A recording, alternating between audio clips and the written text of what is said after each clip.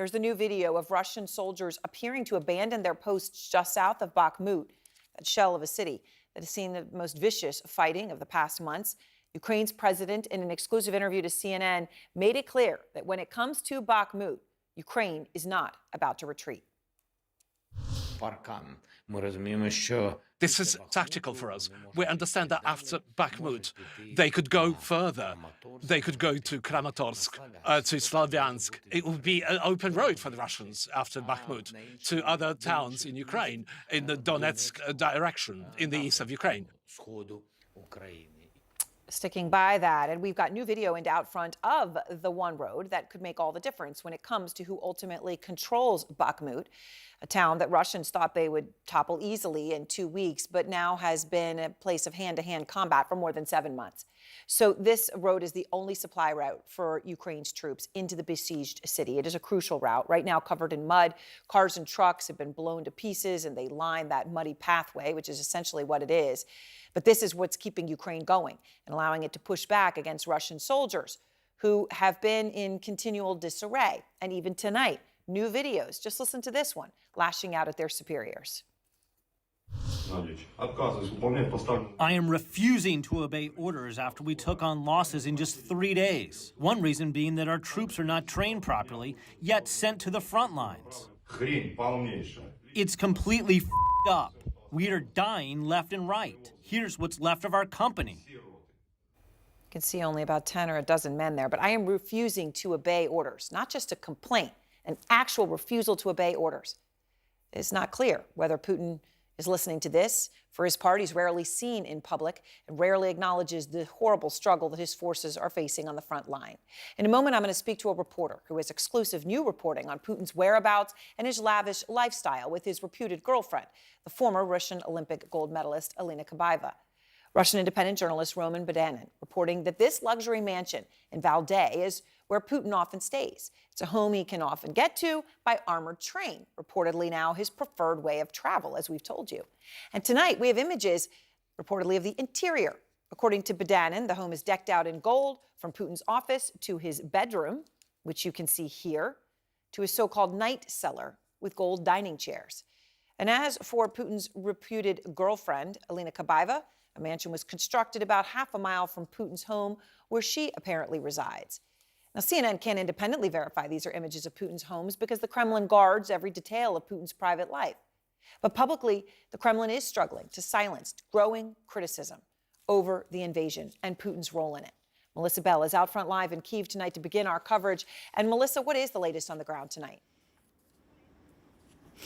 Aaron, Ukrainian forces continuing to hold on to Bakhmut despite the huge losses in infantry to both sides as Russian forces move ever closer to the city center. But Ukrainian attention tonight very much fixed on one soldier in particular, a Ukrainian man who went missing in early February.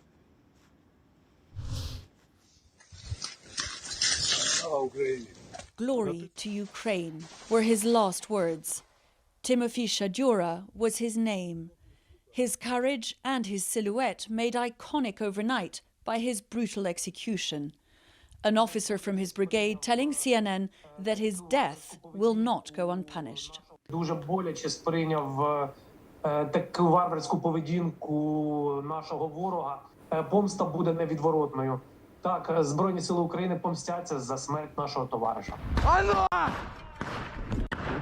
The fate of Bakhmut still in the balance.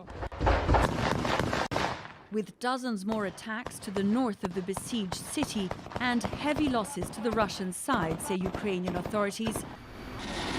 But efforts to encircle Bakhmut praised by the Russian defense minister after an unusual trip to his soldiers in the occupied territories of Ukraine. This city is an important defense hub for Ukrainian troops in Donbass. Taking it under control will allow further offensive actions deep into the defense of the armed forces of Ukraine. The town also at the heart of a tussle between the Russian army and Wagner, the mercenary group planting its flag closer to the center of Bakhmut. Much of the fighting now street to street, soldier to soldier.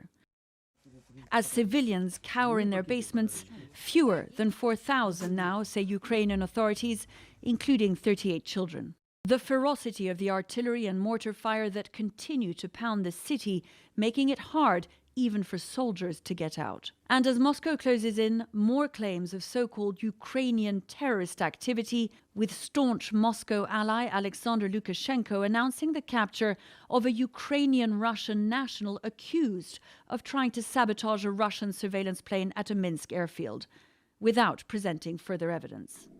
We identified and detained him. To date, more than 20 accomplices who are on the territory of Belarus have been detained. Only last week, Moscow accused Ukrainian saboteurs of opening fire on civilians inside Russia. But even as the war of words widens, all eyes are very much on Bakhmut and whether this symbol of Ukrainian resilience will finally fall, even as a new one is born.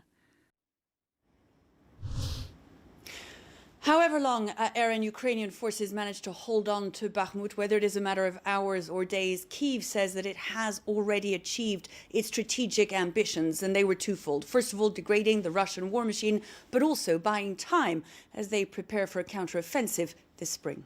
All right, Melissa, thank you very much. Live from Kyiv tonight. And now, as promised, I want to go to Roman Badanin. He is a Russian journalist and the founder and editor-in-chief of the investigative journalism site Projekt, which has been targeted by the Russian government. He left Russia after facing the threat of a prison sentence. Roman, I really appreciate your time. And I mentioned your new investigation at the top of our program, your look inside Putin's real estate empire personally, inside Russia, and that of his reported girlfriend, Alina Kabaeva, with whom he apparently has multiple children. To what extent does Putin go through to keep that relationship and all that property and lifestyle secret? Based on many facts that we discovered, I can say that Putin is absolutely 100% crazy about the secrecy around his personal life, about his relatives, and specifically about Kabaeva. Probably, I would say that Kabaeva is the biggest taboo in Russia. And you have talked to 10 to 12 people in his inner circle, and they all, I mean, they all know this is what's happening. Yeah, they all are sure that Putin and Kabaeva is a family, but at the same time, none of them have ever seen Kabaeva and Putin together. That's surprising. And I can give you like 3 short, very brief examples about the secrecy around Putin's personal life. As we reported, and as you mentioned, there is an armored secret train which is used by Kabaeva and Putin to get to the secret villas in Valdai region in northern Russia. Second, in 2008, it was a Russian tabloid called Moskovsky Correspondent, which first reported about the secret affair between Putin and Kabaeva. And this newspaper was forced to stop operation just in 1 day after the story was released. You can imagine, in 1 day. And the third example, we found a story about top professionals from Switzerland, their gynecologists who assisted Kabaeva to deliver her babies, and they were secretly transported, I would say, to Russia in 2019 just to help Kabaeva to deliver her baby. And we're showing their picture there. You were able to even get pictures of them.